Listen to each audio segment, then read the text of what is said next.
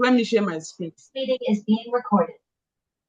Today I'm going to do a demo on Wireshark Metasploit 2, Nicto, and Nmap. So I'm going to give a demo, and let me share my screen so that you can see my screen. If you can see my screen, kindly let me know. So I'm going to be sharing. No, can't see the screen. I'm going to be sharing my entire screen. Can you see my screen now? Yes. All right. Can you see my screen? Yes, we can. All right. So today we're going to discuss about Wireshark.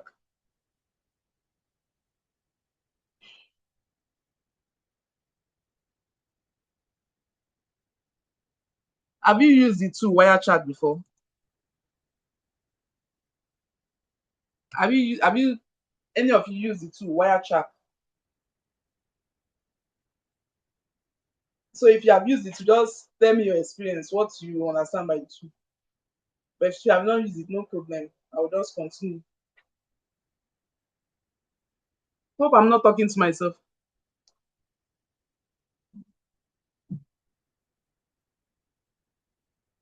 Please, you can just unmute and tell me because I can't see your screen right now. What I'm seeing is just my screen. I'm sharing my own screen. So if you can hear me, just signify so I will not. Yes, can hear you. All right. So Wireshark is a network protocol analyzer. Basically, it is a tool that lets you see what is happening on your network in real time. And think of it like a microscope. For network traffic, every packet of data moves through your network that can be captured and inspect and analyze using Wireshark. And let me on this Wireshark so that you see how it looks like. So this Wireshark, this tool is in your Kali machine. If you have the Kalinos, you have it, it's already pre-installed in your Kalinos machine. So it's not even only Kalinos, all your like Parrot, Kali, Ubuntu, you all have this Wireshark. Backtrack, you have this Wireshark on Backtrack. So the key feature of this Wireshark is that it captures your network traffic. So it's interfere data packets from your network interface, like your Wi-Fi, your Ethernet, or your loopback for local traffic. Then the second feature is that it analyzes protocol. So it can decode hundreds of network protocol like HTTP, HTTPS, TCP, UDP, DNS, SMTP, and etc. There are many network protocols. So it can use it to decode hundreds of feet. Then the next one is troubleshooting. You can use it to identify slow network, failed connection, misconfigured server,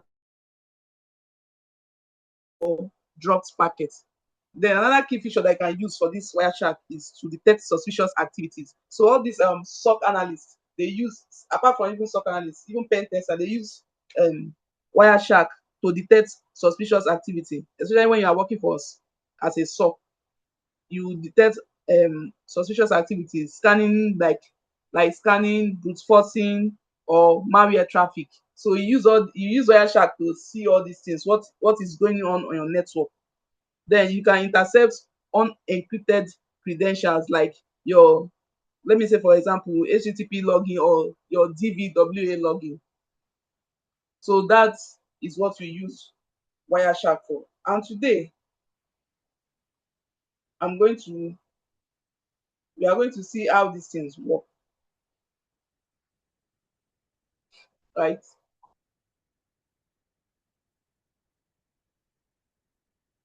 So today we are going to use a DVWA, which is a damn vulnerable web application. So it's great tool for web security demos. So you can use it to try all this stuff. Then another thing, I told you that we are going to use Metasploitable 2, right? So this is my Metasploitable 2 here, right here.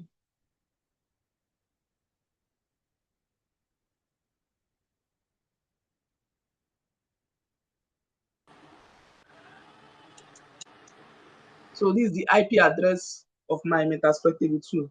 So Metasploitable 2 is a deliberately vulnerable VM machine for pen testing practice.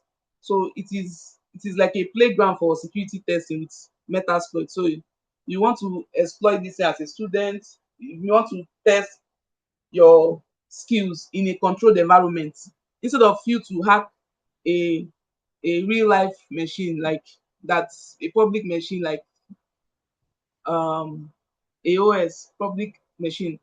You use this Metasploitable tool to do all the stuff practice, because if you do it here it is legal, but if you go and try it in somebody else system machine, it is not legal, so they can jail you for that.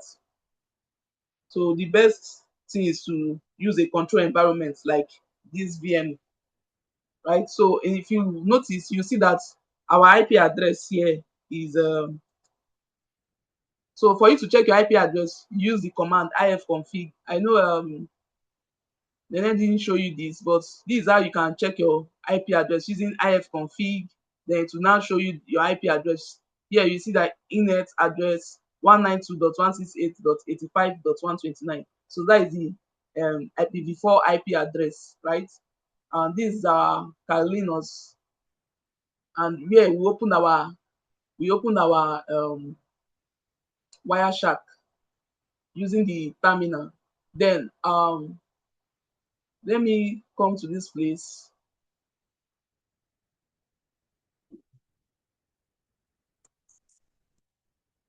and do 192.168.85.129. You know, from this IP address, like I showed you, this IP address is the IP address of Metasploitable 2, which is a vulnerable machine.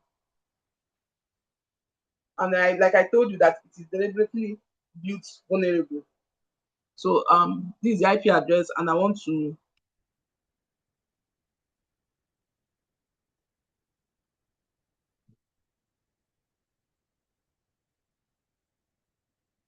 so it is loading. It's going to bring out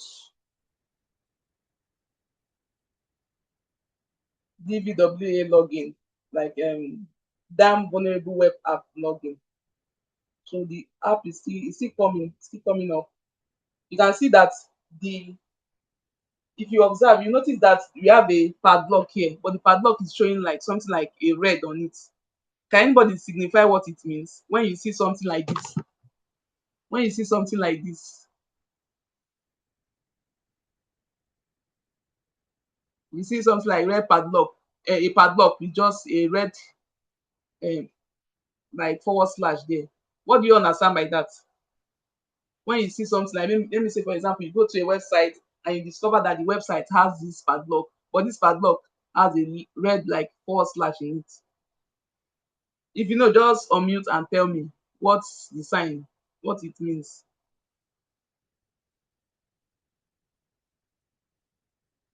I want this class to be an interactive class, so you all can hear me. Let me see. When you go into a website and you notice that there's a padlock in it, but that padlock is, instead of it to be just padlock, it just has a red slash in it. What does it mean?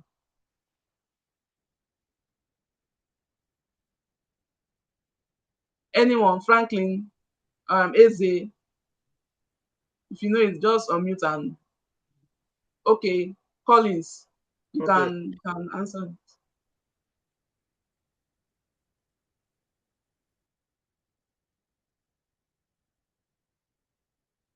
Collins, go ahead and you are on mute. So you are mute. Unmute and answer the question.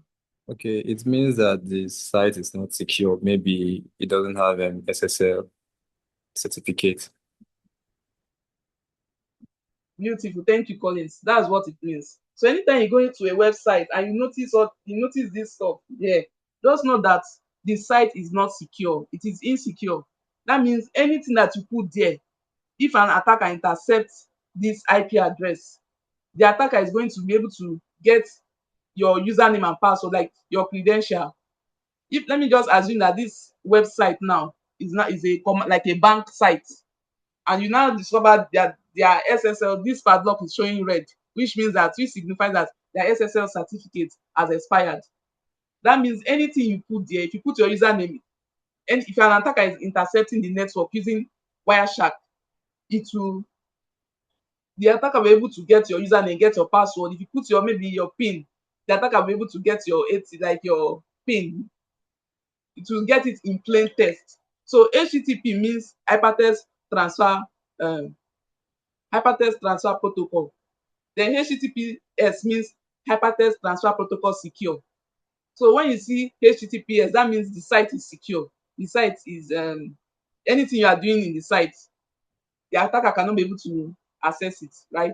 So from here now, let's go to DVWA. So like I told you, DVWA is a damn vulnerable web application, and I want to log into DVWA. So let me start my Wireshark. So to start my Wireshark, they will say I need to select it's a 0, then I need to click on this to start intercepting my network traffic.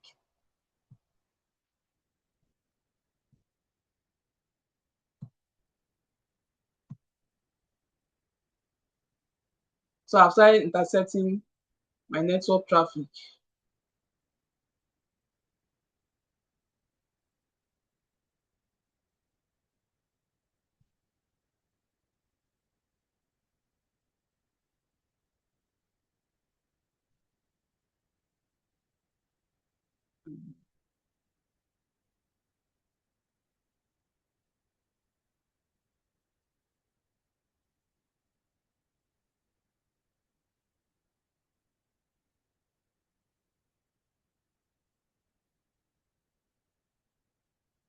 So I want to log out from this DVAWA because I want you us to see how everything works.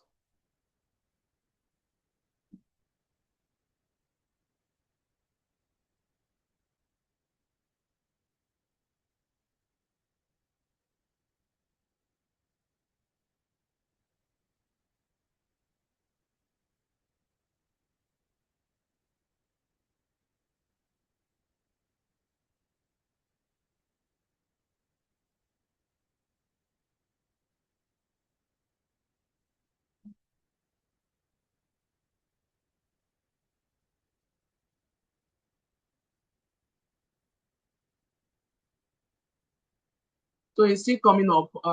Let's give it some time. Like still coming up.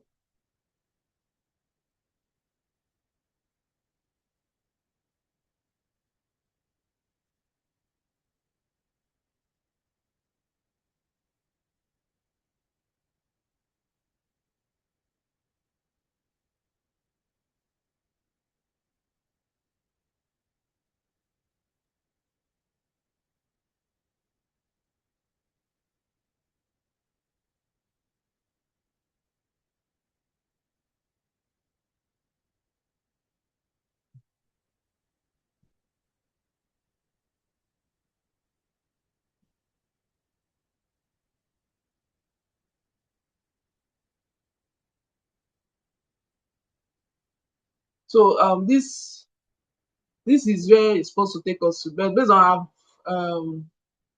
I've logged into it before. That's why it just take me straight to the dashboard. So now here I'm going to insert my username and I'm going to insert my password. And if you remember, we are running this DVWA on HTTP, not HTTPS. Then I'll just type my name, admin. I'll log in as admin, then the password.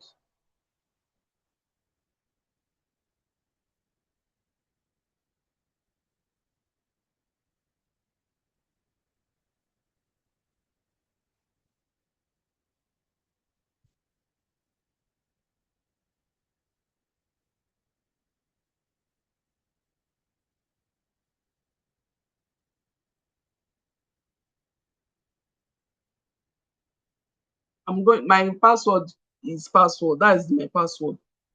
Or if you want, you can use any password of our choice. So which password do you want us to use? If you have any password in mind, you can just put it here. Okay, let me use password 123. Password 123 as my password.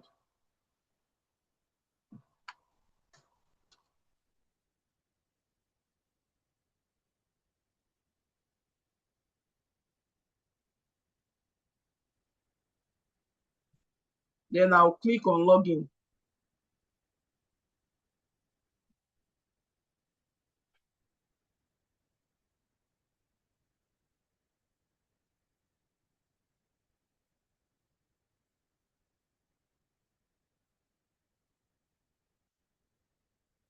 Password.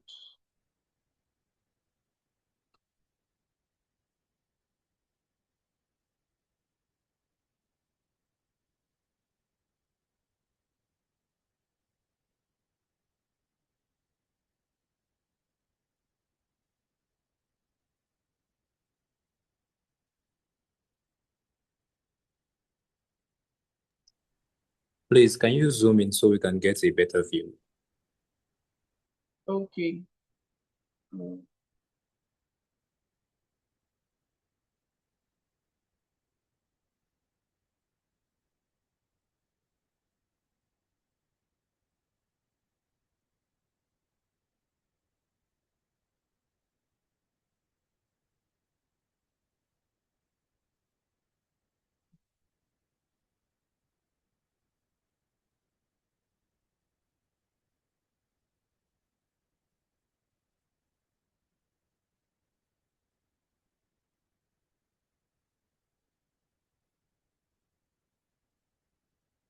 Can you see it now?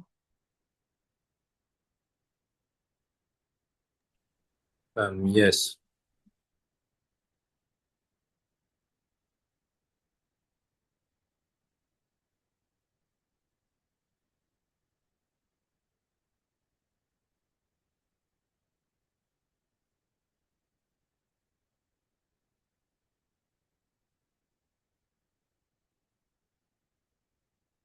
So okay. What they are telling us here now is that the default username is admin, then the password is password. That is the default username credential. Password.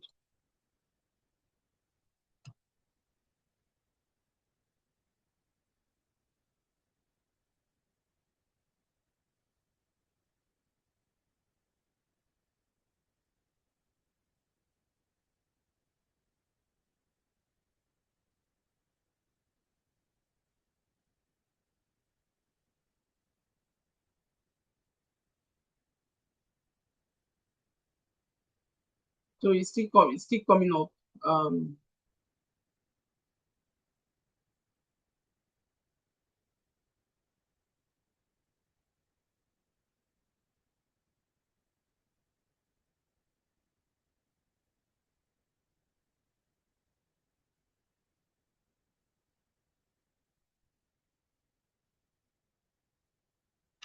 it's too slow. No, maybe it's the network.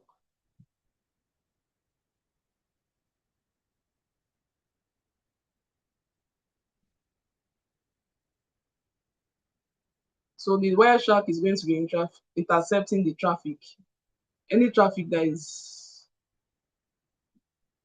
anything that I'm doing in my network, you'll be seeing everything here.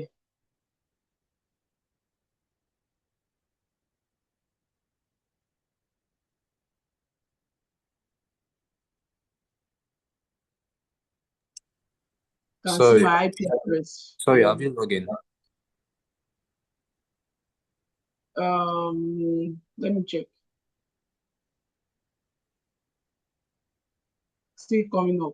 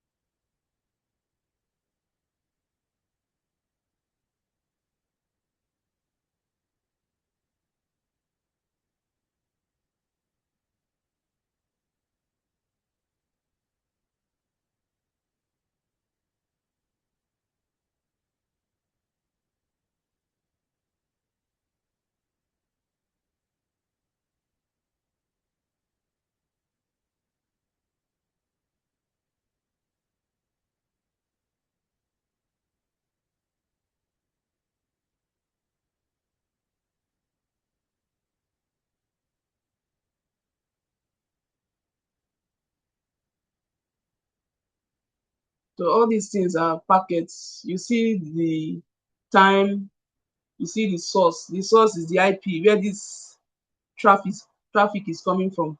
So from here you are seeing the source, you see the destination where the traffic is going to. That's the destination.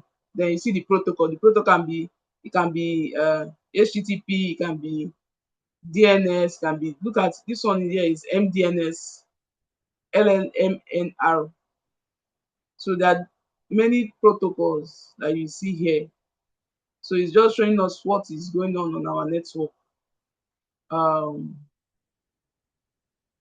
showing that we have a multicast that is opened.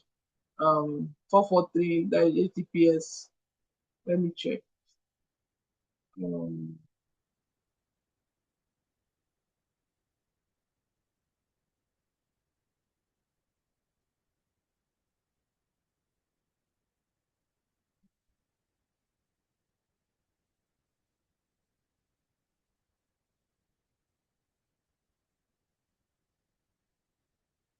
so you can see there's a login for this guy here. This damn vulnerability, DVWA login form. Let me see. Let me see. So we are in. It's slow.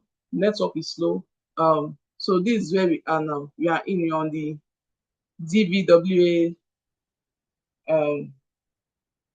dashboard. So let's see if this thing has intercepted it.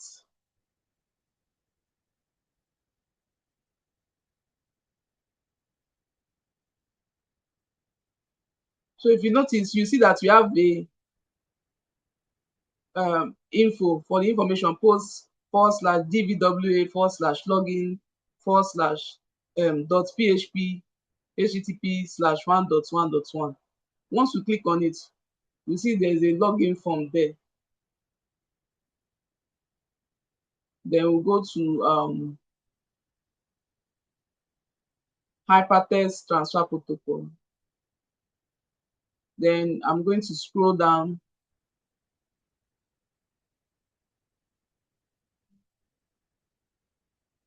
Let me see.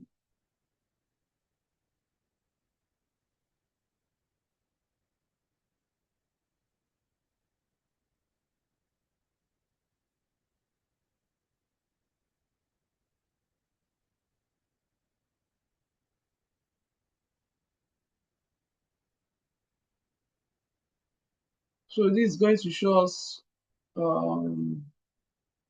the security headers and the rest that is there. Then since we log in using HTTP, it's going to show us the username and the password of the client.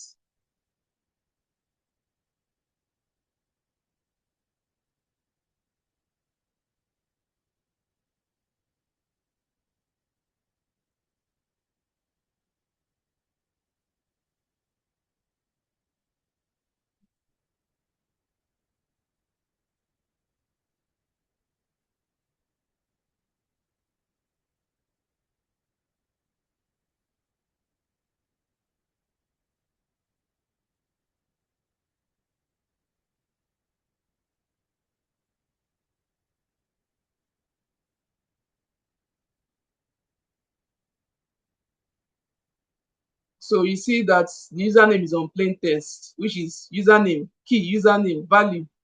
You see the value, admin. Then password, you see that the password is password. Hope you can see it. So this is how you Yes. intercept. Eh? Hope we can see it. Yes, we can see it. So this is how we intercept a network, especially in a vulnerable website, a website that the SSL certificate has expired, and we are seeing that padlock with a red sign there. So notice that the website SSL certificate has expired, and anything that you are going to do there on that website, if there is any attacker on the website, if you put our username, it's going to show on a plain text. If you put our password, it's going to show on a plain text. That HTTPS make it to be secure. That is, even if you go log in, like you log into a HTTPS website, if you put in your username, you not see it. It's going to be encrypted. It's going to be encrypted, right? But for HTTP, it is not going to be encrypted. Your username and password is not going to be encrypted. It's going to be showing on a plain text. That's why an attacker can be able to access it. Yes, Collins, you can unmute and so that I will answer your question. Okay. You said okay, if it is on HTTP, the login details will not be encrypted. Yes, it will not be encrypted.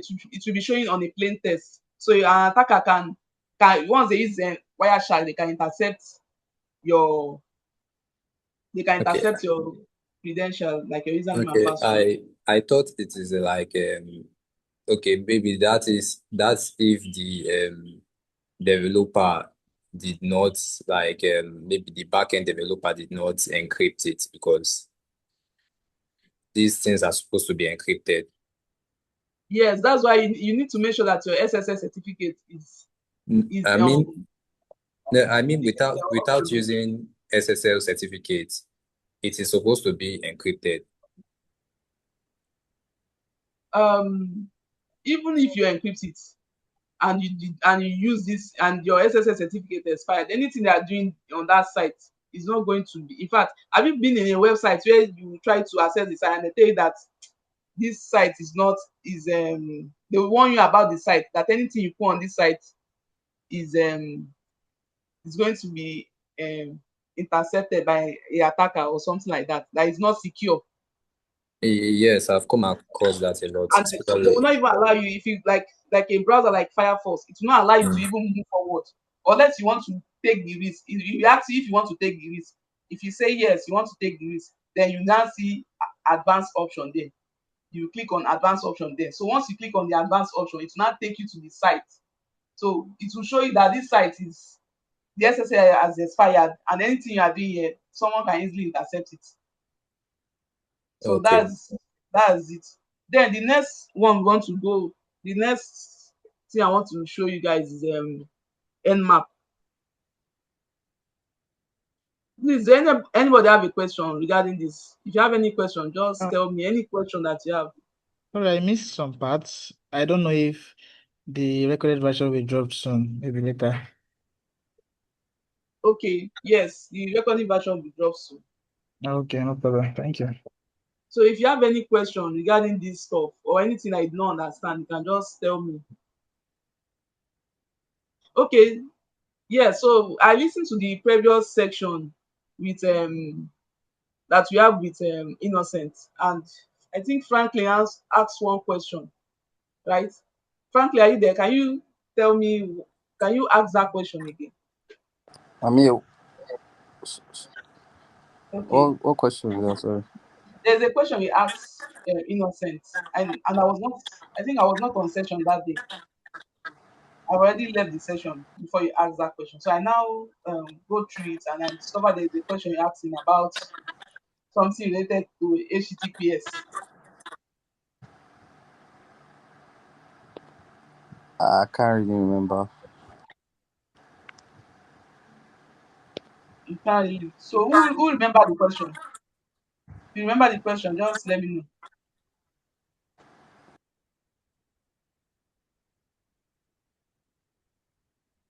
Yes, Cybernet. Yeah, sorry. Me, I just have a question actually. You said what? Actually, I have a question. Okay, okay. Collins, do you remember the question? Wait, Cybernet. Hold on. Collins, do you remember the question? No, I can't remember. Okay, Franklin. I think on that question, and in the question you asked Innocent, you said that if somebody creates a website and now put it as HTTPS, and there's something that is it legit or something? I don't know. There's how you put that question. Like let me say for example, you have a application. Let me say you have a first bank application, right? Is it You the have a first bank application. question that talks about fake websites building with HTTP and Yes, building with HTTPS? If we can do a legit website if you can do a fake website with yes, HTTPS, yeah, yes. that was the Yeah, question. okay, that was the question. Okay, so if let me say for example now I want to create a website and I want the website to be a legit website, right? And maybe I want to use that website for something. First of all, before I start all this thing, this class is for educational purpose. Not don't use it, don't go and use anything I teach you here as illegal stuff because once you use it, they are going to jail you. If they catch you, they will jail you. So please, we should use it in a controlled environment. Anything that I'm doing here is I'm doing it on a controlled environment. So for your question, if let me say for example I want to create a website like a web application like First Bank web application, and I want to clone the First Bank web application. So if I clone First Bank web application, I'm going to put instead of me to put First Bank, that's why they put I will host it though. I will use it HTTPS to host it to make it look legit. To make it look legit, right? I will host it with HTTPS because if I host it with HTTP, nobody wants to do anything on that site because they know that anything you are putting on that site, just like what I showed you, is illegal. Like anything you have, any credential you are putting on that site, somebody can intercept the credentials, your username and your password and your PIN. They can intercept it and they can move your money Not from there. confident. So what I'm going to do is that I'm going to post it with HTTPS. Then the first bank, that name first bank, where they put I on the first bank, I will remove the I'll put one. So if let me say for example, Mr. A go online and type first bank and one now the one with my own site now pop out like came out.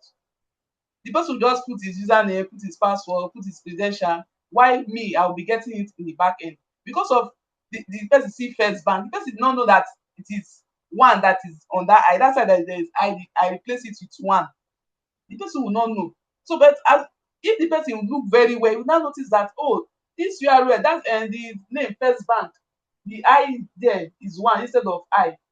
So if I see one, maybe that person see one. Person will not do anything with it because the person know that oh this thing is not this is not first bank. But many people will fall into we fall like they will become victim. Why? Because they are in haste, they want to rush and quickly do their transaction and they just see first don't even know that it is one there. They just see that first bank, they just like put username, put password. Then at the back end, I'll be getting the username, I'll get the person password. If they even put pin, I will see it there. So from there, I will now take the person's username and password and pin and go to the main first bank account, first bank app and put all these things there and that's how you wipe out all the person's money.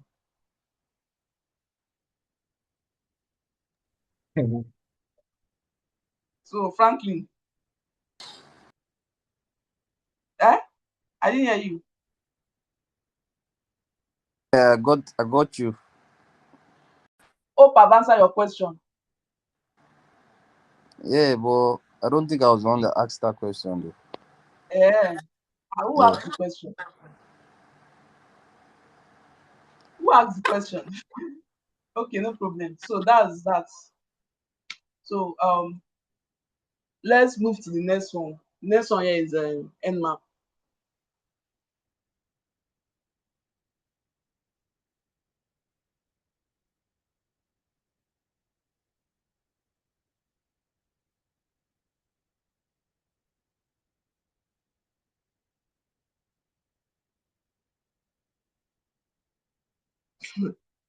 So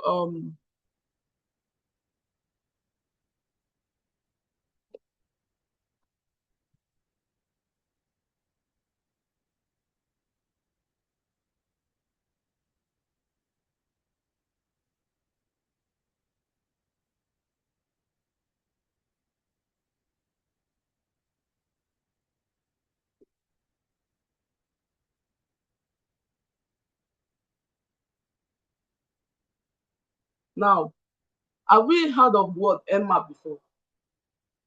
I think we have done that. I will even show you something on Nmap.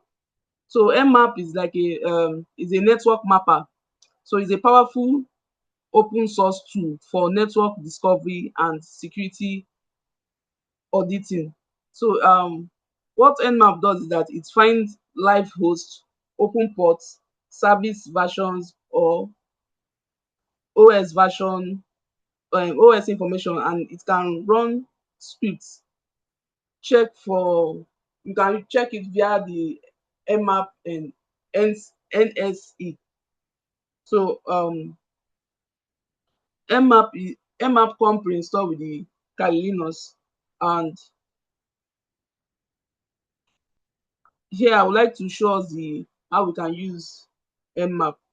First of all, we can use Nmap to discover live host. When I mean live host, the word live host means if the host is up, like the IP or the IP that you are trying to um that you are trying to look up, if it is up or not, if it's alive. So for us to do it, I will do Nmap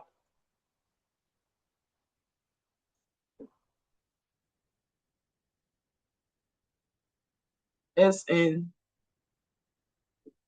Let me say my network now is 192.168.85.0/24. Now let me give you a scenario. In a scenario, they said Eze is a pen tester, and I want Eze to test my company internal network. But Eze is where Eze is. Eze is in Lagos, while me I'm in Abuja, or maybe I'm in US, and I want Eze to test my internal network. And Eze needs to do it from Lagos, need to like remotely access my internal network from Lagos to like US. So Eze don't need to come to the US to carry out this test. So what Eze is going to do is that Eze is going to ask me for my VPN. Then I will just give Eze my VPN, like connect Eze's IP to my internet, so just give him access to my VPN. If I give him access to the VPN, the Eze will now connect through the VPN. Then let me now assume that my internal network is this IP address 192.168.85.0/24. So Eze will now is 85, let me say .2 instead of /24. Let me say 192.168.85.2. So now Eze want to find out all the IP that is available on that network. So what Eze is going to do, instead of Eze to put 85.2, Eze will put 85.0/24. Then here Eze is going to scan this IP address using the Nmap. So Nmap is trying to scan all the possible IP address that is in this network. So it's going to tell us the IP, the host that is up, the endpoint that is up. Please, if you hear me say use the word endpoint, endpoint simply means it can be your system, it can be your laptop, it can be your phone, it can be anything. That is what they say. That is the more endpoint. If you hear me use the word target, target simply means all these are targets, all these IP address, they are targets. So just know that, just know the meaning. So here, if you notice how many IP address that is up here, look at it and just tell me the IP address that is up. How many IP address that is up?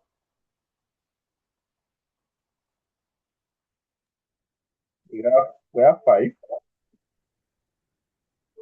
5 IP address. Yes. Okay, 5 hosts. Is it 5? Yes, 5 IP address is up. 5 IP address is up.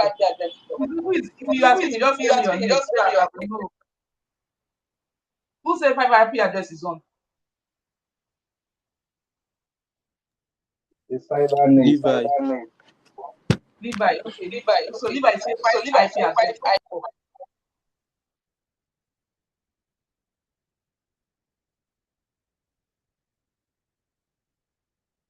This one,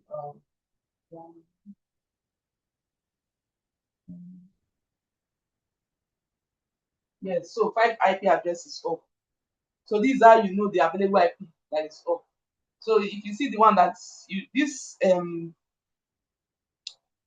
Nmap now shows it will show us the IP address that is alive or that is up. That is what this Nmap will show us. Then if you want to check for Sorry, does the host is up means who is talking, the please? Please tell me Franklin your name. Franklin. Okay. Yes. Does the host is up Continue. means the IP address is connected online, or what does the up Yes, mean exactly? when you say something is up, you want to check if it is up.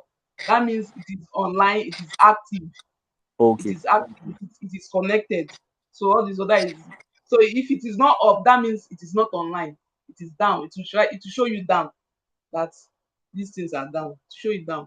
okay, that's one So thing. that is how you find out if it is up or not. Another way you can find out is that you can also ping it, because this nmap -sn means that you need to, like, you use it for to ping the IP address, the internal network. So this internal network now, you're just like you are pinging all the IP that is on this network. So if you want to ping this IP address now, it will start with 192.168.885.1. If you have 85.2, it will show you there. If you have 85.3, it will show you there. If you have 85.4, it will show you. If you have till maybe 254. So I know Emmanuel teach you guys IP port and all these things. So if you listen very well, if you Emmanuel, you see when you notice that you hear when Emmanuel say that you cannot, if you see 257, that means there's an error there. The person that configure it did not configure it very well. You see 254, highest 255. So it cannot be more than that. So the next one is that we are going to use the Nmap to check for service version detection. So how do we do this? We do Nmap, we do hyphen S, capital letter V, then we do 192.168. Um, let me so want to test 129, which is our metaspectable 2, 85.129. Then I'll just click enter, then it will run. So we are just going to give it some time. It's going to run. The Nmap is going to run. It's going to show us the service and version. That is what it's going to bring out. So this is all the ports that is open in this target or endpoint. This is all the ports. So if you notice, we have port 21. Port 21 is FTP, and this is the port 21. This is the state. The state means if it is open or closed or filtered or TCP wrap. When you see the word filter, just know that it is behind the firewall. If you are testing an internal network and you scan it with Nmap and you discover that the state is filtered, just know that it is behind the firewall. Or you see TCP wrap, you know that it is behind the firewall, a firewall. So it's going to show you just the port that is not behind the firewall. Let me say, for example, I have a website, and that the website is running on port 443 or port 80. So, and the other of my port, I don't want it to be visible to the public. I don't want anybody to scan it. I'll just put it behind the firewall. So anytime you scan it, you see port 80 and you see port 440. You not see the other ports. But the other port, they are on, they are active. But because I don't want you to scan it, I don't want you to access it. I'll just put it behind the firewall because it is a sensitive port, right? So once you see port 80 and 440, you just know that this is running a web application, like a website. Then the other one is behind the firewall. So that is how you know that a firewall, the other port is behind the firewall. So for this one, it's going to show us just the port, the state which is open, the services, FTP, SSH, the version. So this in this port 21, FTP is running version FSFTPD 2.3.4. Then the port 22, which is open, is SSH. What is SSH? SSH simply means secure shell, and the version open SSH 4.7 v1 Debian 8 Ubuntu. So let me scroll down. So I will see the other port that is open. So you see that port 23 is open, telnet, Linux telnet. You see that port 25 TCP, open port SMTP. You see all the ports. Port 80 is open, port 53, which is DNS. You see other ports. There are many ports that is open here.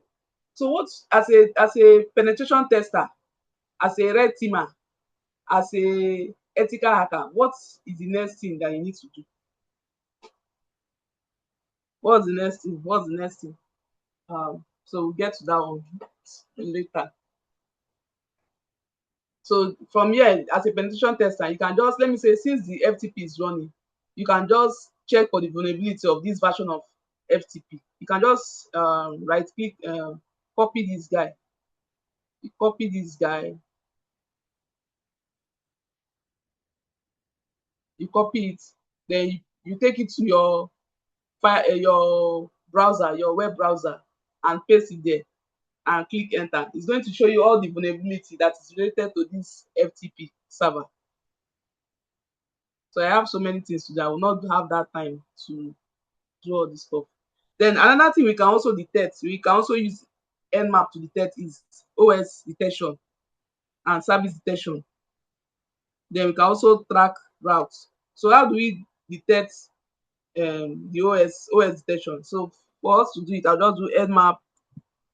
I'll do -A, capital letter A, 192.168.85.129. Then I'll click enter. So this is going to scan the endpoint or the target. So because the -A enables the OS detection, the version detection, and script scanning, then also enables like trace routes. So this -A is when you use -A, if, let me say for example, this company XYZ is trying to scan the IP address of ABC, and you are using this Nmap scan, this Nmap -A to scan their network, it's going to be noisy. Why I say it's going to be noisy? Because if they have an intrusion detection system or an intrusion prevention system, that is IDS and IPS, it's going to be sending them alert that this social IP address 192.168.85.128 is trying to scan our IP address, which is 10.10.4, 10.10.4.5. Let me just use it like that. So it's going to be alerting them. The IDS is going to alert them. The IPS is going to alert them. So it's going to be very noisy. It will be disturbing them where they are, and they will use this opportunity to try to get the IP address, where this IP address is coming from. It's going to get the source IP address, trying to track the person that is doing all this stuff, right? So that's it. So this one now is showing us. Do you see the difference? Do you notice the difference of this first one, this scan, and the other scan? This one now is showing us, giving us some information about all this stuff. It's giving us a detailed information. This is port 21, login as FTP, type ASCII, no session bandwidth limit, session timeout, control connection is plain text. It's plain text. You can even log in with the FTP. You can log in using anonymous to log into the FTP server. You see it there, anonymous, FTP login allowed.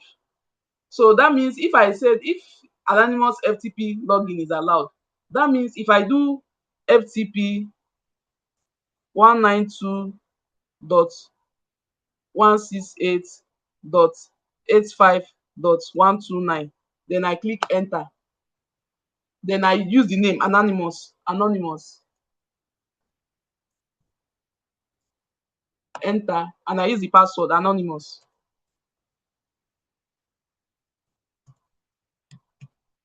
Enter. You can see I've logged into the FTP server. If I do ls, you see. So the next thing as an attacker, what is the person is going to do? The person is going to use like Metasploit table to gain more access into this FTP server to try to hack the server itself. You see, we're able to log in using anonymous login, username and password, anonymous, login successful. Do you know that from my experience, in fact, majority of the people that have gone to do testing, they still have this anonymous login. I discovered that majority of them still leave it at this anonymous. Default username anonymous, default password anonymous. When I'm testing their internal network, I discovered this vulnerability. I was able to hack into their server using just this thing that I showed you. Then you can use Metasploit to exploit it, to go more further, to gain access into the system. So this is another way you can do it. Then we can also scan for a specific port or ranges. Yeah, let me exit from this guy.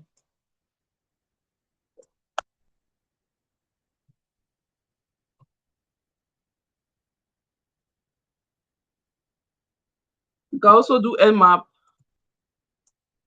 -P port 22, port 80, port let me say port 21, 8. Then 192.168.85.129.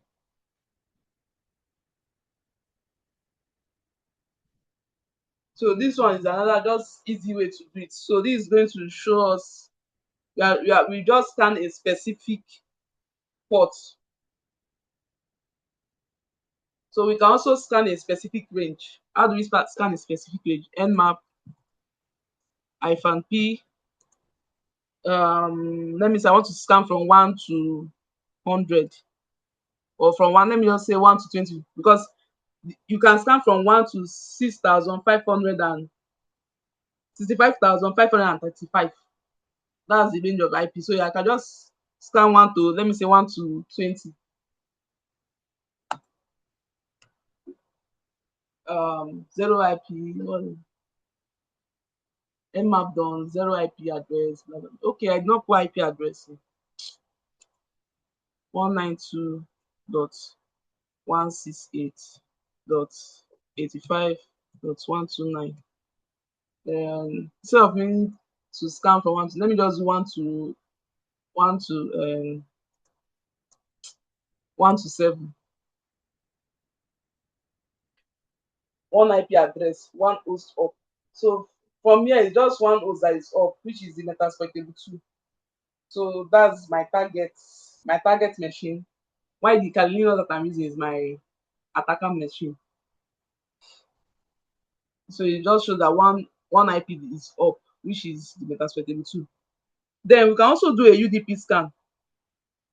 So for us to do a UDP scan, we'll do sudo nmap -s capital letter U -p for ports. Let me do port 553 53, 67 22 21 192.168.85.129. Then I click enter. It's requesting for sudo password. My password, I'm going to put my sudo password and I will hit enter. So if I'm not a root user, I cannot be able to perform this scan because it's going to ask me for my sudo password. So what does sudo mean? Can anybody tell me what sudo means? If you know, just unmute and tell me what sudo means. Super user. Eh? Super user. Super user, sudo, super user do, super user do. So let me go back. So that's the way we can use Nmap.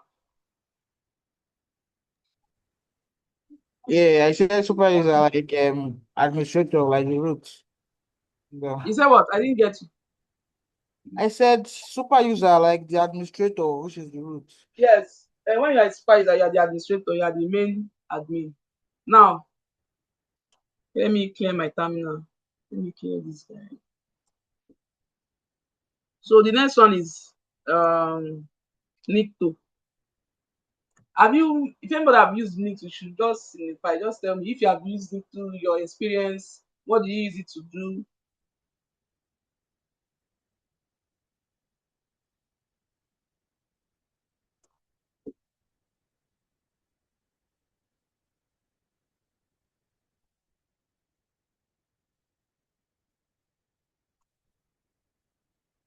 So nobody have used Nicto for you.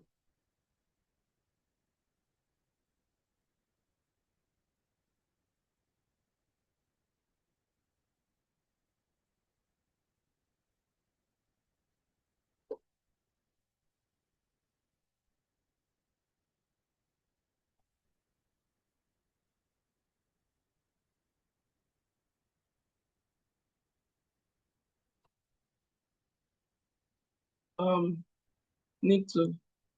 So I want to see how to use this Nicto. So I will just do -h help to see how I'll be able to use the tool. So it's still the same thing. URL, user agent, what else? So this is the parameters that we can be able to how to use the Nicto. All these are the parameters that we can use it with.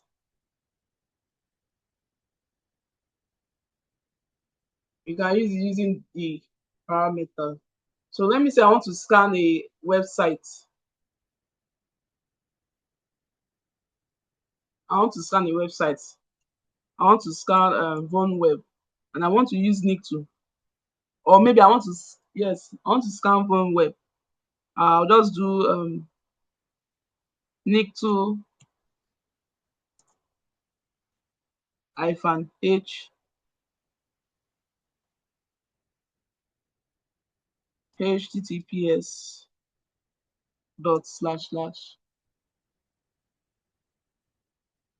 vonweb.com.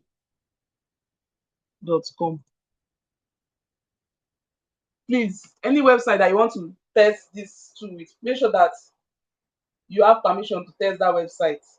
Don't go and scan a website that you don't have permission to scan. If you do it, they will see it. If they have a good security, like if it's a big organization that has all the security in place, they will see it. They will definitely see it. This vulnerable web, why I'm scanning this vulnerable web is that it is built intentionally vulnerable, and we all have the permission to scan it. You can scan this vulnerable web, no problem. If you scan this site, no problem. This vulnerable web, no problem. But if you go and scan a site that you don't have permission to do, you know the outcome. Let me just scan this here using Nicto. So you can scan the website using their URL, or you can scan the website using their IP address.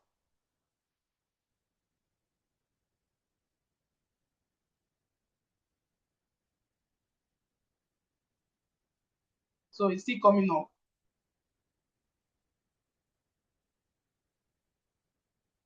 So 0 is tested. Why?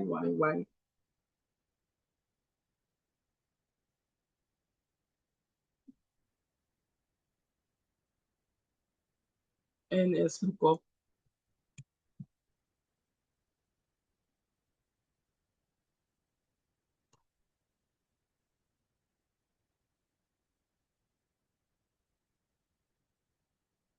Let me scan the site using the IP address. 44.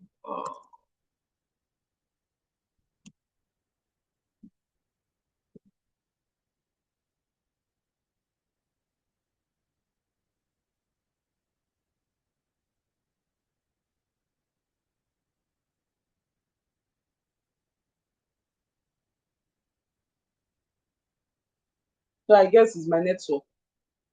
Let me scan it using the Metasploit table.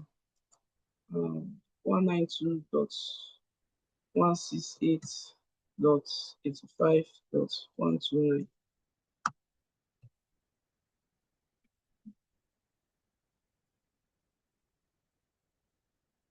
So I'm actually scanning this Metasploit table machine. Metasploit table 2. I'm scanning the machine. So if you look, you see the target IP address, you see the host name, you see the target port, which is port 80, you see the start time, the time that I said testing, scanning this site. You see the server, Apache server 2.2.8 Ubuntu DAV, that is damn reliable machine. You see retriever X, you see the server, you even see the security headers on the website, the security header. You see they have X-frame option here.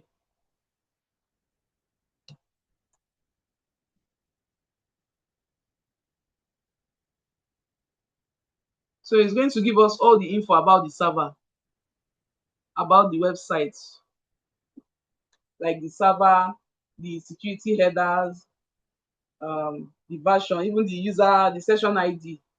You see it there.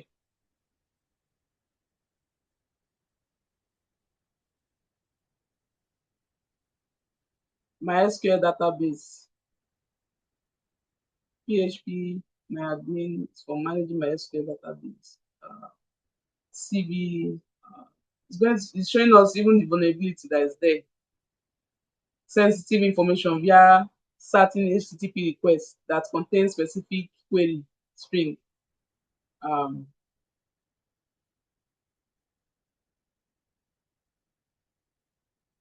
So this link to,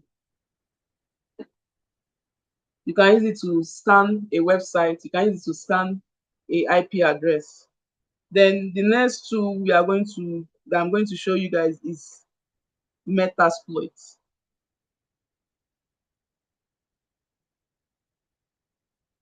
Let me exit this.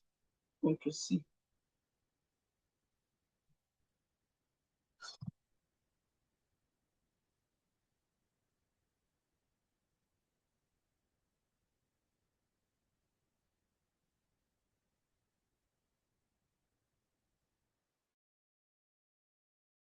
Oh. Sorry, I'm going to go to the another stuff, the other machine. Sorry.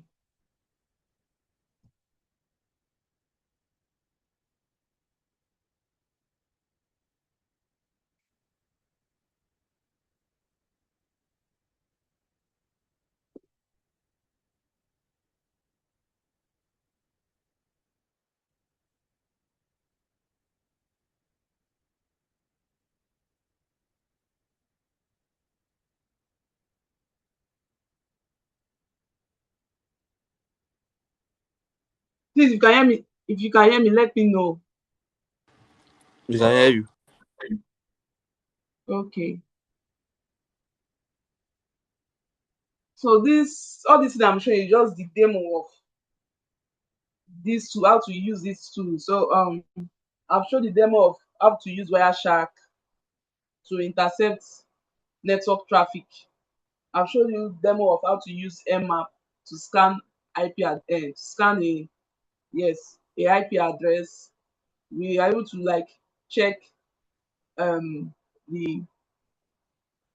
scan an entire network to see if it is up or not. So now I'm showing you how to use Nick to scan a website or or the website IP address. So currently, I want to show you how to use Metasploit to stand to gain access to a server, maybe a server like FTP and the rest.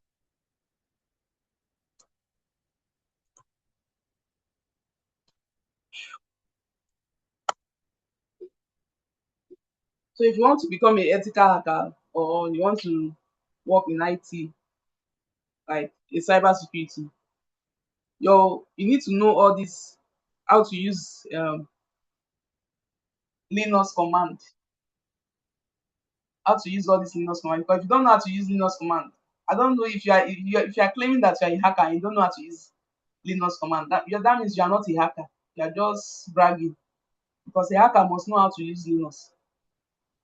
In fact, not only Linux, the hacker must know how to use both Windows. You know, in Windows, you have like two command line interface. You have the CLI, which is normal command line interface, and we also have the PowerShell.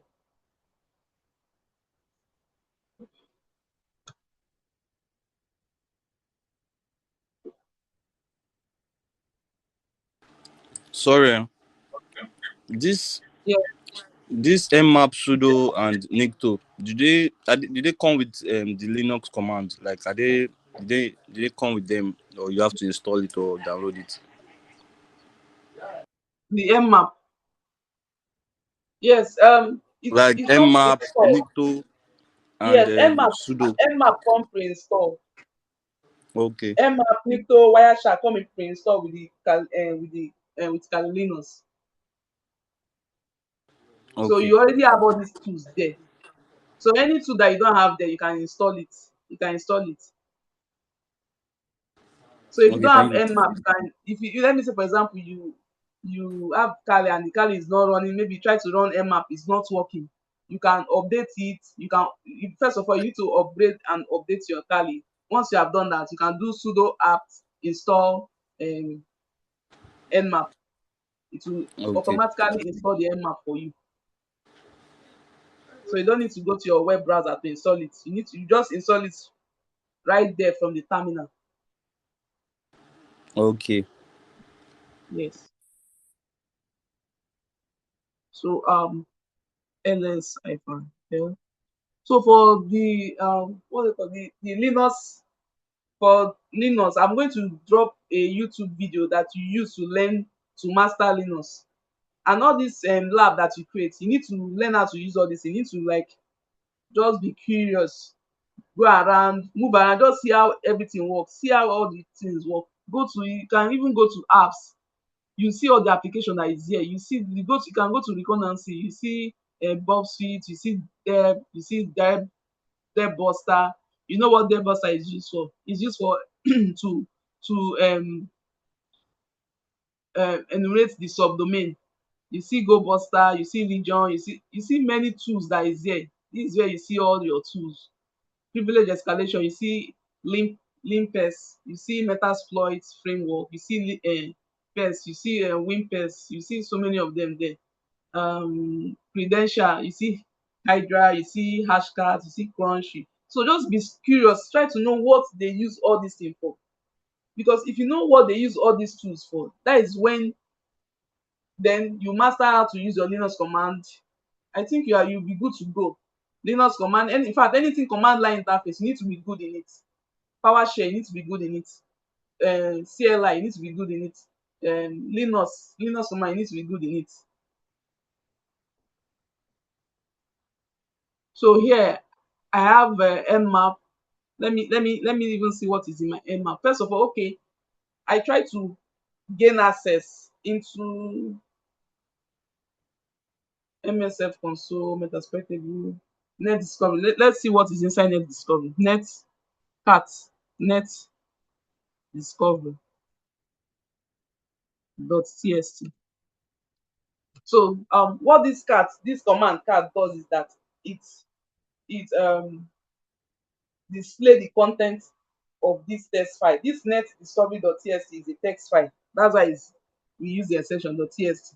So once I hit enter, okay, I did not, like I told you, Linux is a is a case sensitive. You see that net discovery, I type it very well, but it did not work because I did not put the exact letter there. I start with the net discovery with a capital letter N. So I'm going to use capital letter N to start it. If I use small letter, it will not work because Linux is a case sensitive. So I'll just do capital letter N, net discovery, then you see. So what I did here is I used there's a tool called net discovery. That net discovery, what it does that it discover the network of it discover the like network that your device is connected to. Create connection. So you say what? That is used to create simple connections.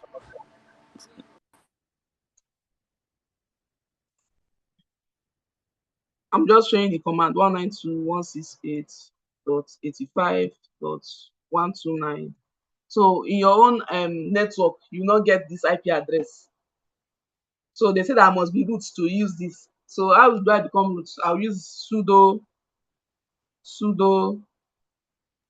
like su.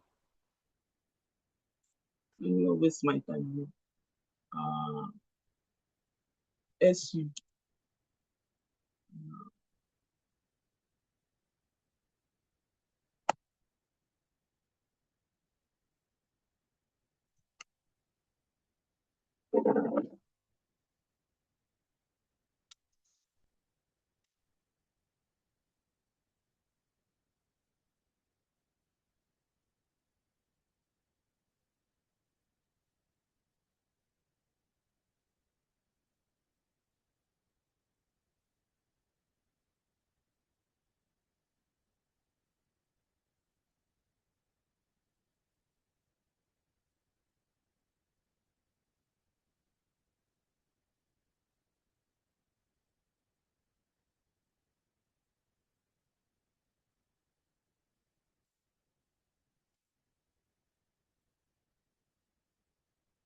So let me not waste my time. Like I did there. So I did net discover, then I now scan my entire IP address, then it now bring out all these IP address. If you notice, the IP address is there. Not only the IP address, even the MAC address is there. Then the count, the length, the MAC vendor, which is VMware, and the host name. So I'm using VMware, so it's not displaying my host name. But in your own case, you can display your host name.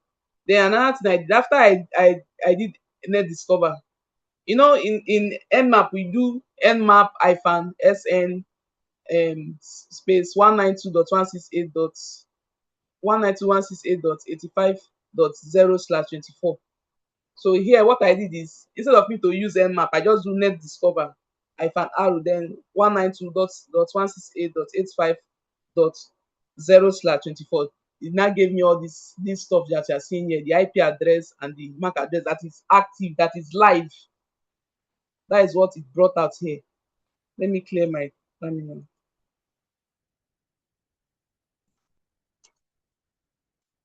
Then what after I did that, I now do nmap cat nmap nmap.tsc. I'm supposed to do this in live, but the network is a bit slow. Cannot wait to all these things. So now I now did the nmap. So after I did the nmap, I now discovered the ports that is there. We discovered that port 21 is open, port 22 is open, port 23 is open, port 80 is open, port 111 is open, port 6000 is open, different port that is open. So what type of nmap I did? Look at this one, nmap space hyphen sc s capital letter c space hyphen s capital letter v space hyphen a capital letter a 192.168. So now I scan a particular IP address, which is this Metasploitable 2 IP address. That's the IP address of Metasploitable 2. So in your own network, it will not be like this. It will not come out like this. It will have another IP address. So it now brought out all the open ports, showed me the open ports, the states, the services, the versions, and every other thing. Let me clear my terminal. So after I did that, I now said, okay, since port FTP is open, which is port 21, I now do I now type msconfig. So let me cut the MSF MSF console.txt. So when I did, oh, you see, MSF console.txt, I need to start this thing with capital letter.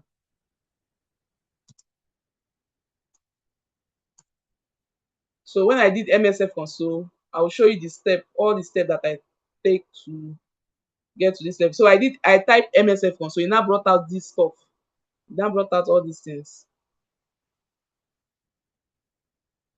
So after I did, I now type use exploits -n /unix/vsftpd_234_ to gain access to this server. Then it now brought out all these things, show me all these things. So I now do show options. It now show me options, all the options available. Then it now brought out this guy. This is the option that he brought out. And I discovered that the remote host, the remote host is called the Haru host. So the Haru host is the host of your target, and our target here is the Metasploit 2, right? So the Haru host, which is remote host. So I now have to set the Haru host. So if you see here, you see set Haru host. I set Haru host 192.168.85.129. So that is what I set it to, because that is the IP address of the Metasploit 2. So when I now set the arrow host to this, then I now do show options. When I did show options, I now noticed that the arrow host has been set to 192.168.85.129. Please, I know that you will know this, that it is a bit advanced, sha. I know that people will be finding it difficult to understand, but with time you learn it. Then I now do exploit. When I did exploit, the thing now ran through like banner, user, backdoor service has been found, handling. So after everything, now gave me a session. It showed me that it has found a session. One session is opened. So when I noticed that a session is open, I now type ls. When I typed ls, which is this guy here, hope you can see my screen. Yes. Let me Yes. see if I can zoom it. So once I type ls, the thing now brought out bin, boot, cd-rom, dev, etc. Just brought out all these guys.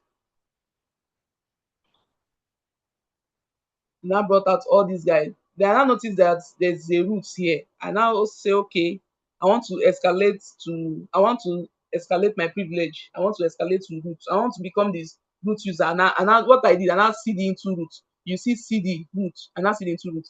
When I cd into root, and now to confirm if I'm really root, and now ask who am I? Because when you type who am I, if you are a root user, it will show you are root. If you are not a root user, if you are just an ordinary user, maybe your name is Anigod, or your name is Nexsecure, it will tell you Nexsecure or Anigod. So once I did that, I now do cd, and now I want to go a step backward. I just do cd space dot /, and I came back to home.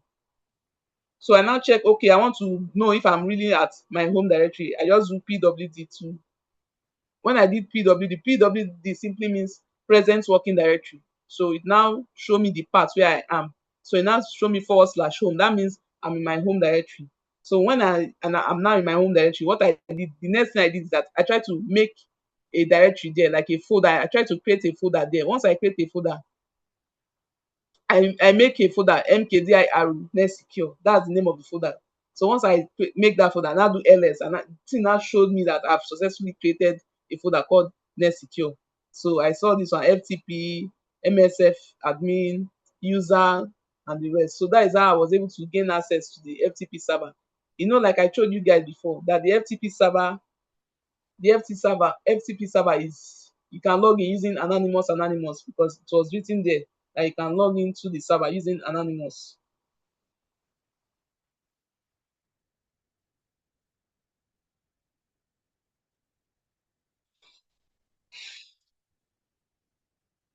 Please, any other thing? Do you have any questions so far?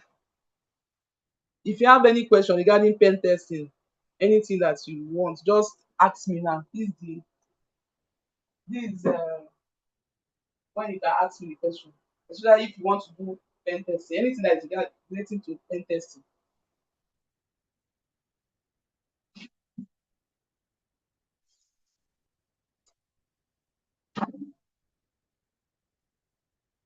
If you have any question, you can let me know. Just tell me.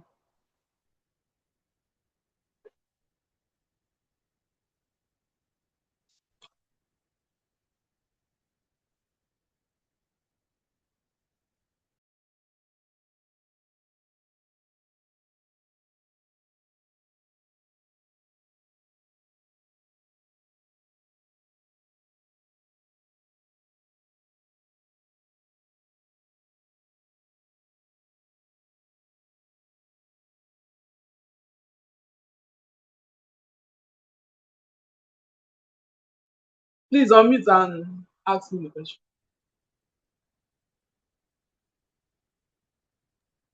Okay, Yes, when you gain access into an organization network, what can you do? yes, when you gain access, thank you, Collins. When you gain access to an organization network, the first thing you need to do is to, first of all, like you escalate, try to become root. Because once you are a root user, you're able to see what everybody is doing there. You're able to steal sensitive information, gain access to so many things, gain access to so many systems, steal sensitive information. It can be their company secrets, um it can be their company, maybe accounts, money or anything, document sensitive information about the company. So you can also put a ransomware. You can just send it, drop a ransomware there. Once they just click it, it will be telling them to pay money, that they should pay money to so account number. And once they pay money, then you can leave their system for them. You give them access to their system. But if they did not pay the money in because it will be timed, you will give them time. They will be seeing the time. It will be counting. So if they did not pay that money, that means once e reach that time, everything is gone. That is the ransomware. You can put a backdoor that even if you leave, leave, you can use that backdoor to gain access to them.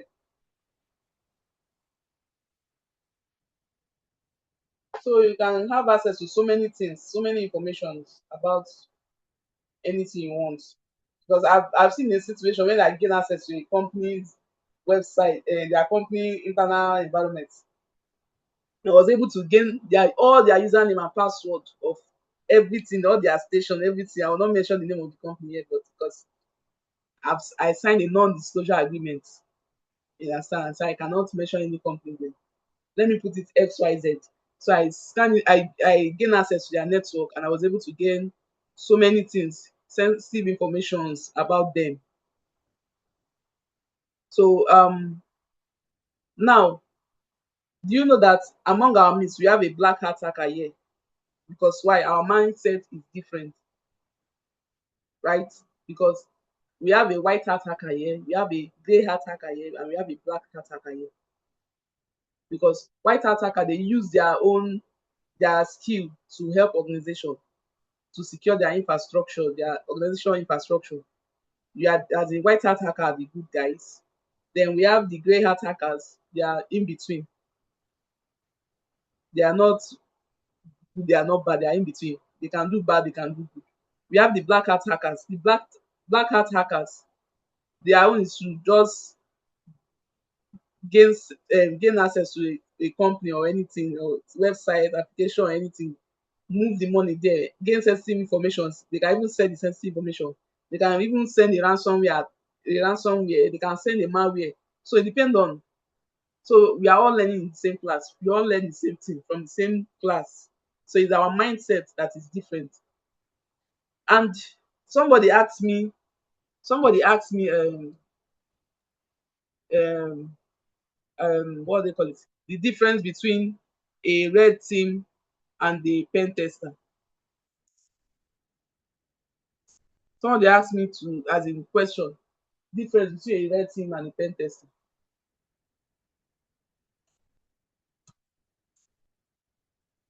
So what I will tell you is that the difference between a red team and a pen tester is that a pen tester have a scope like limited. They have a like their what they do is limited.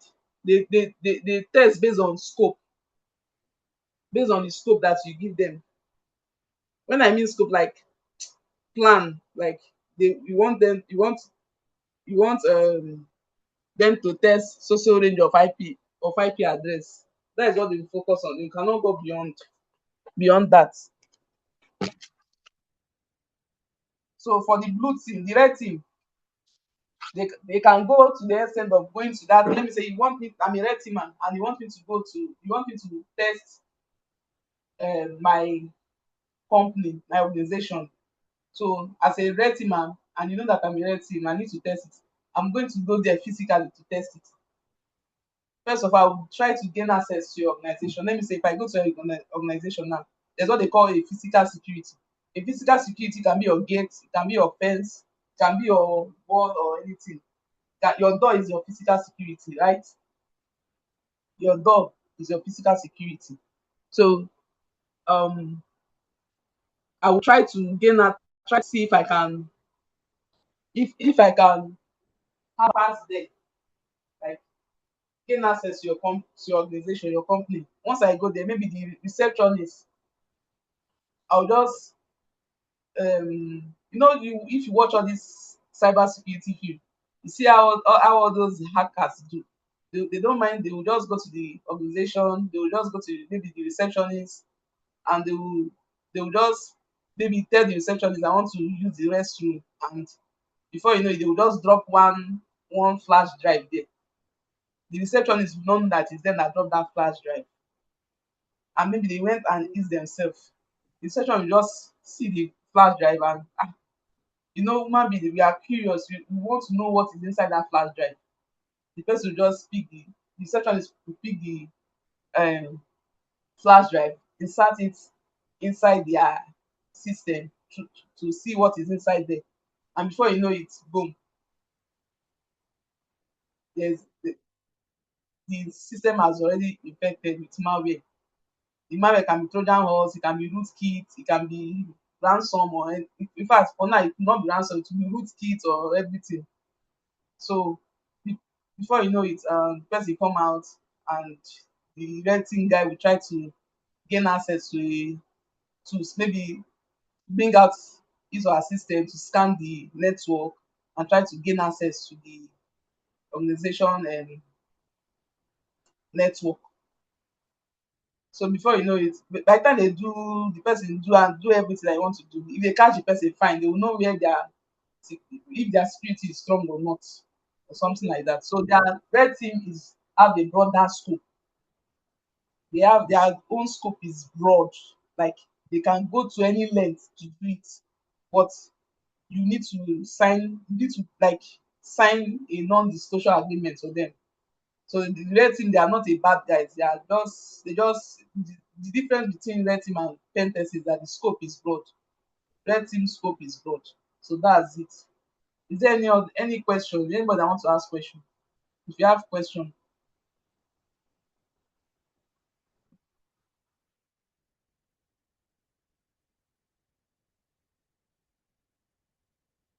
any question, please, if you have question, just you are free to ask, don't be shy. After all, our camera is not on here that you be shy. Just unmute and ask anything that you want to I, ask. I guess I guess we can also drop some questions in the group chat, right? In the group chat, Yeah. I'll in the group chat, I don't normally check the group chat, so it's my admin that check the group chat. You understand? So any question you have for me, you can just Ah, uh, like They occupy your ask home. me here. You can just ask me here, or maybe if you drop it in the group chat, maybe if my admin see it, my admin might forward it to me, and if I have time, I'll be able to answer it because I don't even have time. I'm very busy.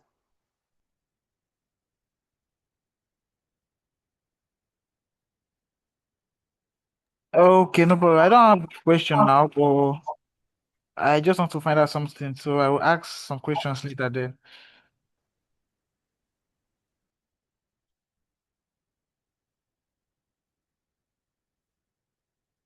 Okay, thank you, Eze.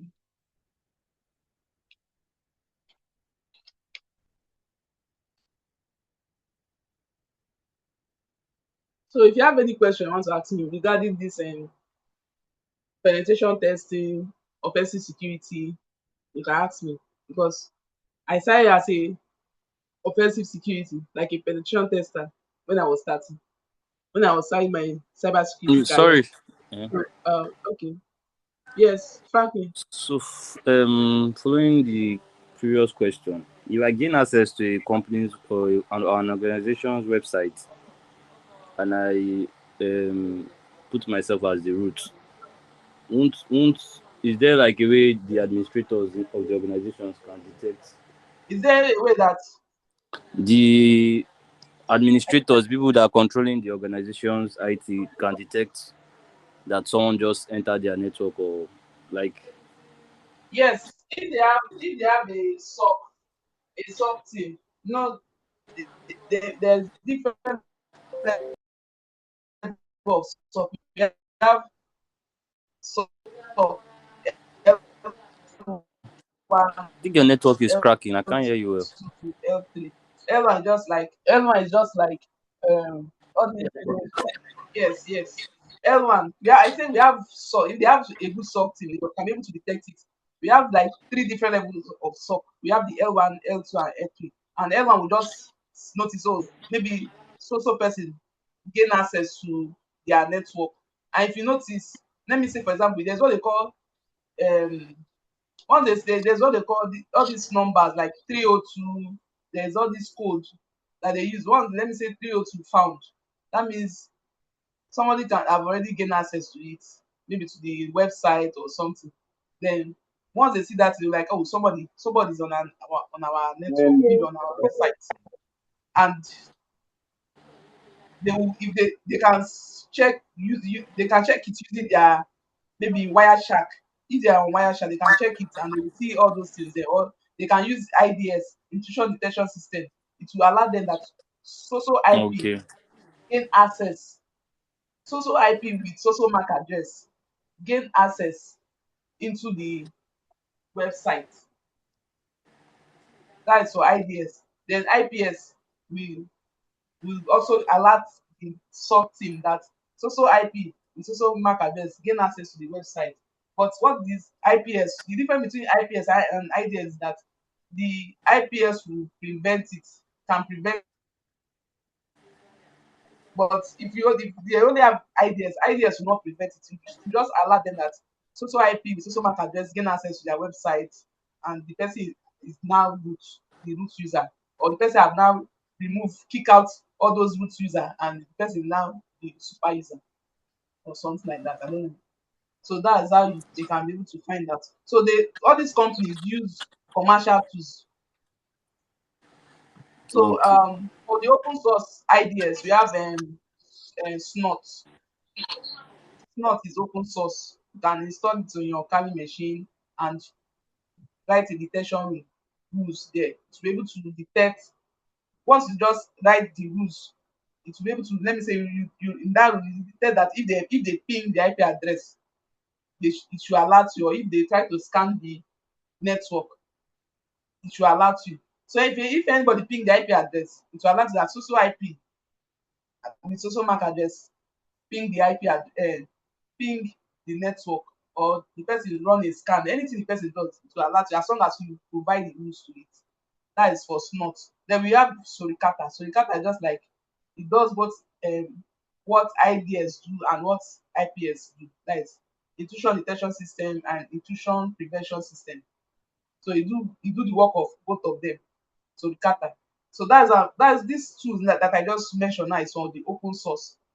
So we have the commercial, which is the paid tool.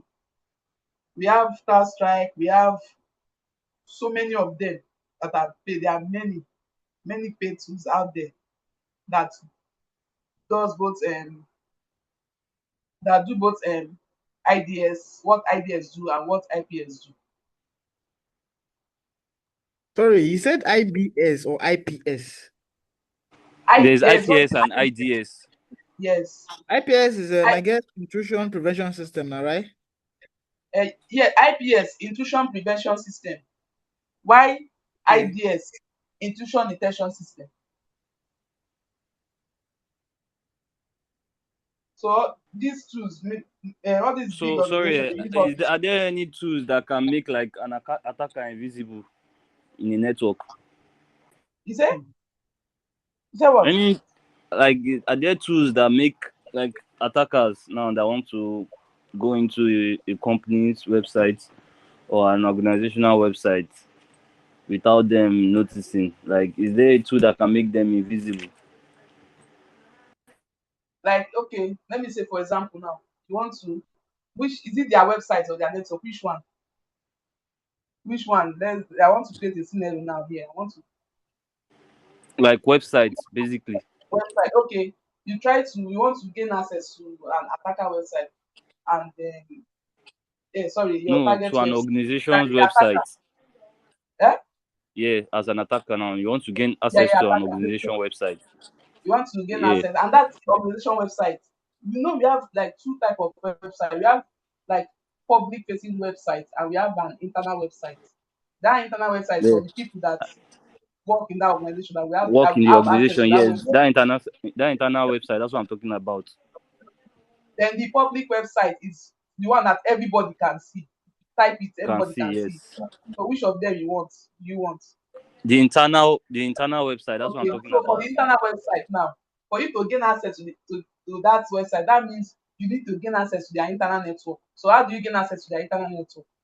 So if they have like a firewall there, and maybe let me say for example, the firewall in that firewall, let me say the internal network is 192. Well, let me not use 192. Let me just say the internal network is 10.10.10.4.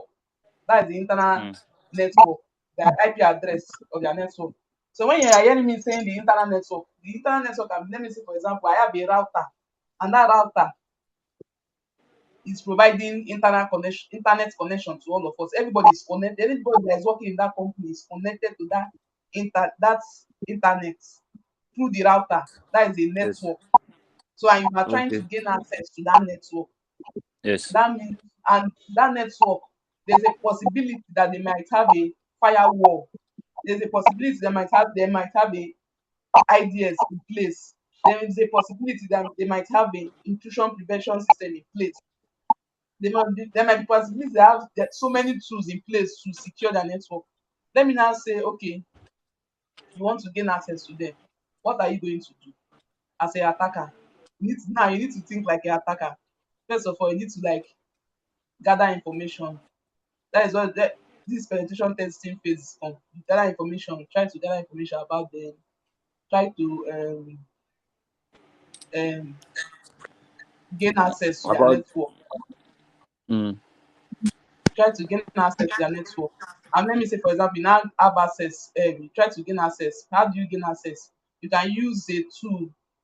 There's this tool that they call the tool, what's the name? Wi-Fi Pineapple. That Wi-Fi Wi-Fi. Pineapple. There's one tool they call Wi-Fi Okay. Pineapple. So that Wi-Fi Pineapple is like once you on the Wi-Fi Pineapple, it will disguise itself. They will think that it's their network. It will come as if it's their network. Somebody will just put their username, put their password. Before you know, you gain access to that network, and it starts. We are now on their network.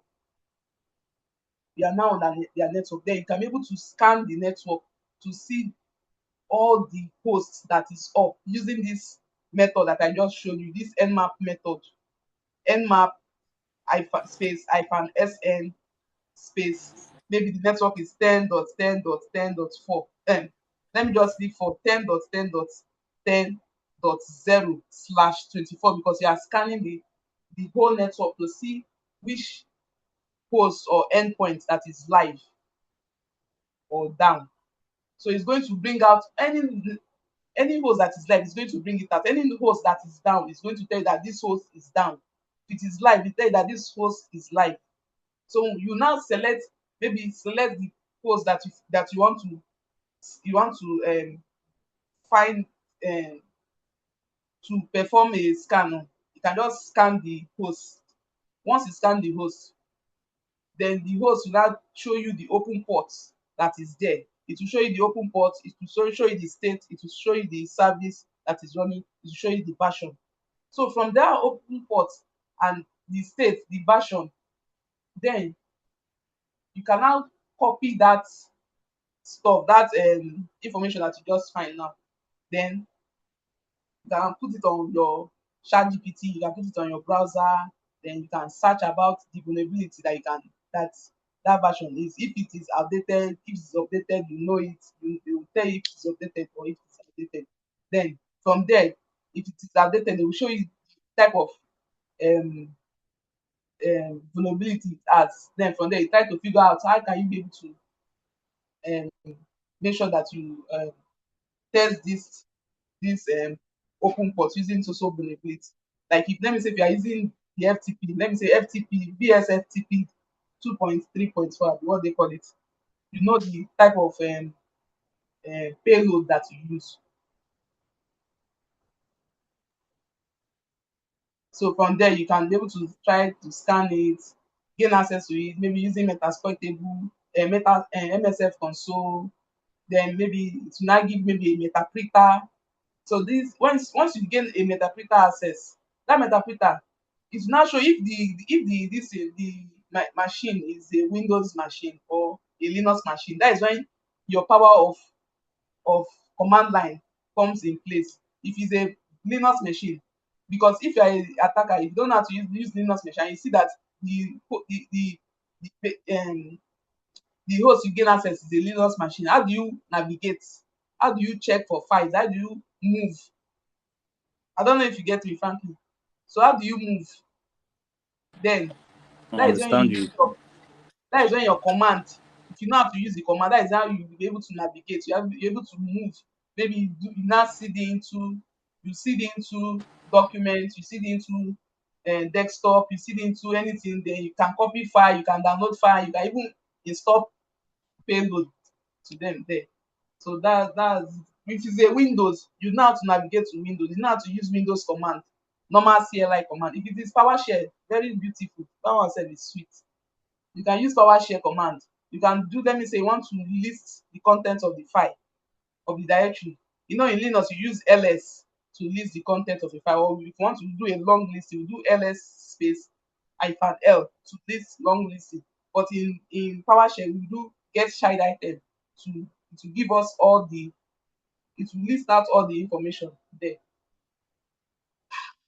So that's it. Collins. Thank you. So, I just want to let you know that our time is almost up, so let's round up. Okay, all right. So thank you everyone. If you want to ask me anything concerning Sorry, penetration testing, one more question, please. okay, Are okay. there ways to decrypt encrypted files from HTTPS?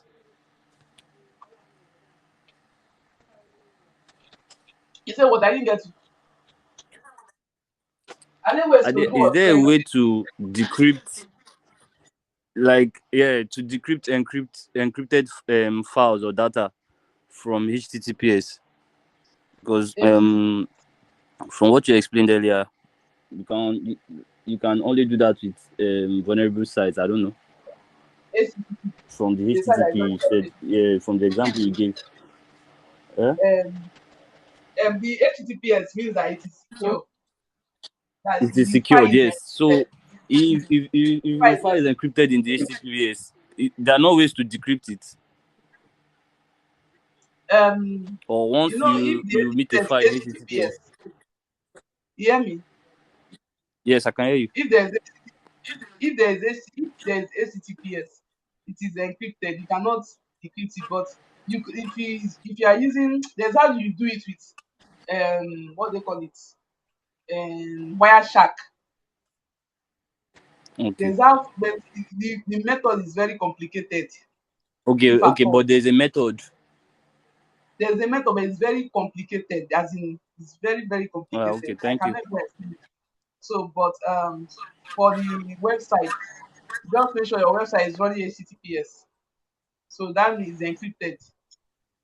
So in addition to to decrypt, you do reverse engineer. I have no idea about it, but I know of reverse engineer. I can use it to decrypt. Yeah. Okay. What are you decrypting? Are you decrypting a web application or a mobile application? Because if you are testing a mobile application, that means you need to decompile it and do reverse No, engineering. if I understand what Frank said correctly, I think like you are trying to decrypt maybe session Logs, like yeah. or logins and so. Yeah, So I logins, feel like basically. so you can use like reverse engineer to decrypt it. So I don't know anything. I don't know how to do the reverse engineer, but I know of that you can to perform something like that. Yeah, But it's thanks. very That's what I wanted technical. to know. So I think Vivian, Thank you. thank you very much. So I think we should end the session now. Yeah, thank you everyone. Thank you, Collins. Thank you, Izzy. Thank you, Levi. Thank you, Franklin. Thank you, Cybernat. Thank you, Joy. Thank you, Oyinka Sola. Thank you, Emmanuel. Thank you, Ewok. Who else? Abdul. Thank you all. Want to reach out to me, just drop your question to the admin on our group chat. They will forward it to you. Yes, thank you, Abdul. Thank you for that. Shit. Yes, see you on the next class, maybe on Friday.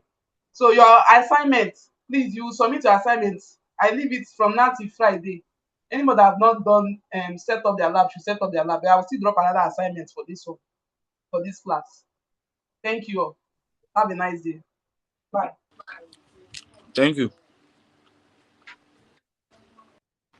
Yeah. Thank you, ma'am. Thank you. Yeah, thank you.